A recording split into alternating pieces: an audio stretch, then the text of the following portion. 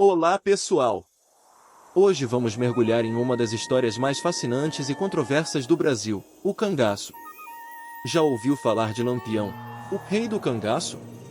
Ele e seus companheiros eram temidos e admirados em igual medida. Mas afinal, quem eram esses homens e mulheres que se tornaram lendas no sertão nordestino?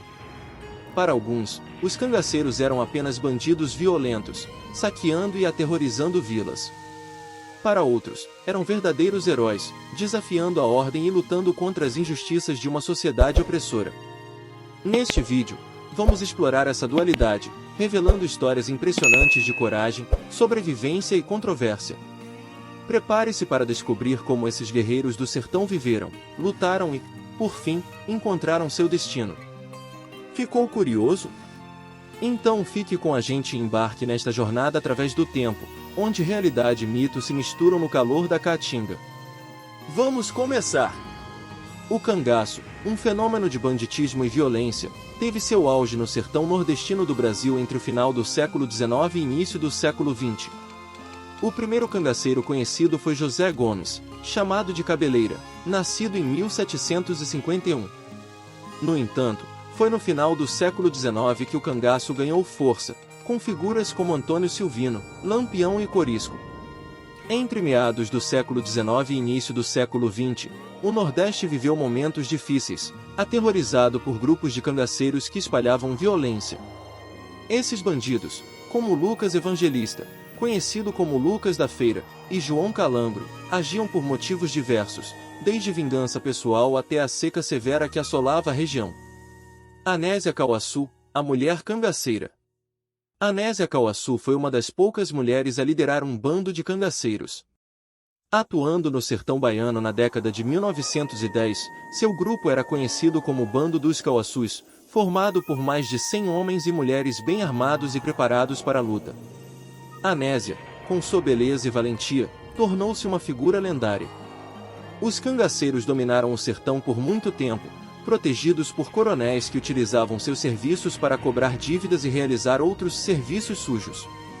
Um exemplo foi Januário Garcia Leal, o Sete Orelhas, que agiu no sudeste do Brasil e era visto como justiceiro por uns e cangaceiro por outros. Os cangaceiros conheciam bem a caatinga, o que lhes permitia fugir e se esconder das autoridades. Eles tinham um estilo de vida nômade, vestindo roupas de couro enfeitadas com fitas coloridas e peças de metal. Lampião, por exemplo, usava perfumes caros, muitas vezes roubados de casas ricas. Os cangaceiros contavam com a ajuda dos coiteiros, pessoas que lhes davam abrigo e comida, muitas vezes por serem parentes ou amigos. As autoridades formaram grupos de soldados, conhecidos como volantes, para caçar e eliminar os cangaceiros. Esses soldados eram chamados de macacos pelos cangaceiros devido aos seus uniformes marrons. Os cangaceiros usavam principalmente revólveres, espingardas e a famosa pistola Luger P-08, chamada de parabelo. Eles também carregavam facas finas e longas, chamadas peixeiras, e punhais, usados para torturar e matar inimigos. Os cangaceiros podiam ser divididos em 3 subgrupos. Cangaceiros que trabalhavam para latifundiários, prestavam serviços específicos para os grandes proprietários de terras. Cangaceiros que expressavam o poder dos fazendeiros, ajudavam a manter e expandir o controle dos fazendeiros sobre suas terras. Cangaceiros independentes, operavam de forma autônoma, com características de puro banditismo. Os cangaceiros atacavam tanto ricos quanto pobres, mas o espírito de liberdade e independência que demonstravam eludia e fascinava muitos habitantes do sertão nordestino. Eles se viam como justiceiros sociais, justificando seus crimes como formas de luta contra as injustiças. Os cangaceiros introduziram o sequestro em larga escala no Brasil, fazendo reféns em troca de dinheiro para financiar novos crimes. Se não recebessem o resgate, torturavam e matavam as vítimas. A extorsão era outra fonte de renda. Esses métodos lembram as práticas das milícias e traficantes nas favelas brasileiras de hoje, que criam suas próprias regras e leis em áreas sob seu controle. Os cangaceiros frequentemente corrompiam oficiais militares e autoridades civis, recebendo armas e munição em troca. Eles tinham um arsenal bélico mais moderno e poderoso que o das tropas que os combatiam. A história do cangaço é cheia de contradições, misturando violência e resistência com um forte senso de independência. Embora o cangaço tenha terminado, suas histórias e legados ainda fascinam e inspiram muitos até hoje. O primeiro bando de cangaceiros conhecido foi o de Jesuíno Alves de Melo Calado, também chamado de Jesuíno Brilhante, que atuou por volta de 1870, perto da cidade de Patu, na divisa entre Rio Grande do Norte e Paraíba. Contudo, alguns historiadores acreditam que o primeiro cangaceiro foi Lucas Evangelista, que começou suas atividades em 1828, nos arredores de Feira de Santana. O último grupo famoso foi o de Corisco, Cristino Gomes da Silva Cleto, que foi morto em 25 de maio de 1940. Lampião, o rei do cangaço. O cangaceiro mais famoso foi Virgulino Ferreira da Silva, conhecido como Lampião. Ele também era chamado de Senhor do Sertão e Rei do Cangaço. Lampião atuou durante as décadas de 1920 e 1930, em quase todos os estados do Nordeste. Ele começou sua vida criminosa jovem, supostamente para vingar-se de injustiças que sofreu.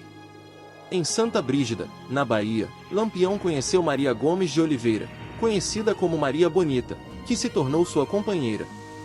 Juntos, eles formaram um dos casais mais famosos do cangaço.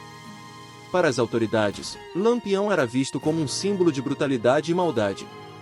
No entanto, para parte da população do sertão, ele representava bravura, heroísmo e senso de honra, semelhante ao que Pancho Villa representava no México. O fim do cangaço veio com a decisão do presidente Getúlio Vargas de eliminar qualquer foco de desordem no país. Durante o Estado Novo, Lampião e seus cangaceiros foram classificados como extremistas, e a ordem era matar todos que não se rendessem. Em 28 de julho de 1938, na localidade de Angico, em Sergipe, Lampião e seu bando foram emboscados pelas autoridades.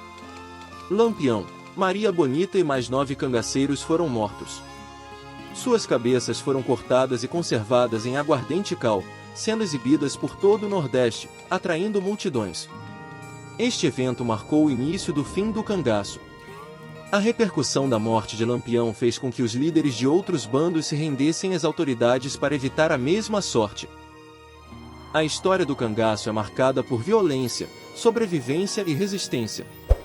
As figuras de Lampião e Maria Bonita permanecem vivas na memória do povo, representando um capítulo intenso e fascinante da história do sertão nordestino. E aí, gostou dessa viagem pela história fascinante do cangaço? Espero que tenha curtido conhecer mais sobre esses personagens complexos e cheios de contradições. Se você gostou do vídeo, não esqueça de deixar o seu like. Isso nos ajuda muito a continuar trazendo conteúdos interessantes para você.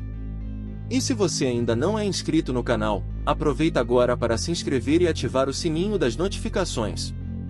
Assim, você não perde nenhum dos nossos próximos vídeos. E queremos saber a sua opinião. Deixe um comentário aqui embaixo, contando o que você achou da história do cangaço. Você acha que eles eram bandidos ou heróis? Vamos adorar saber a sua opinião. Muito obrigado por assistir e até o próximo vídeo.